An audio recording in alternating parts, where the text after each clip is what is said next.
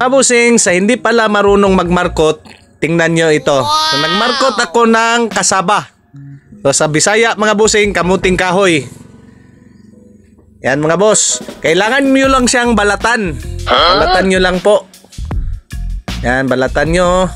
Pwede rin mga bossing na lupa ang ilagay nyo. Pwede rin yung balat ng niyog. Pwede rin mga bossing na magbasa lang kayo ng tila. Ibalot nyo dito. Panoorin nyo mabuti mga boss. Tingnan nyo yung ginagawa ko nang matuto rin kayo mga boss. So, kailangan nyo siyang talian. Ayan, pwede rin siya lagyan nyo ng kuan mga boss. Plastic.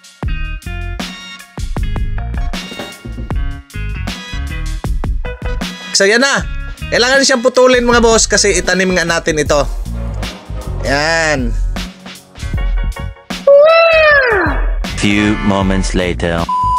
Kailangan nyo siyang ibabad mga boss para tutubuan po siya ng dahon at saka ugat.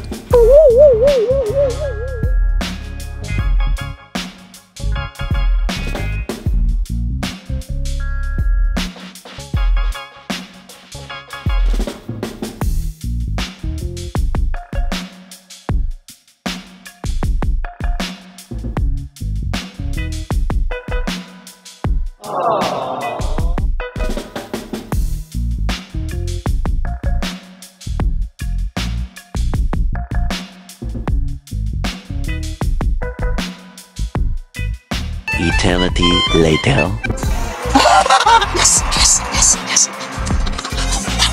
So yan na mga bossing no, yung pinaghirapan natin ng ilang taon mga boss.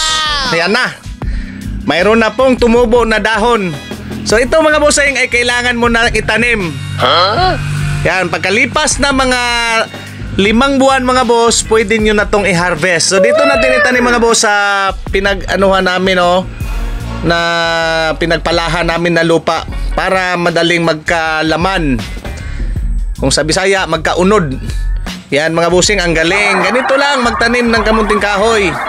Mga boss, yan yung dahon niya tumutubo na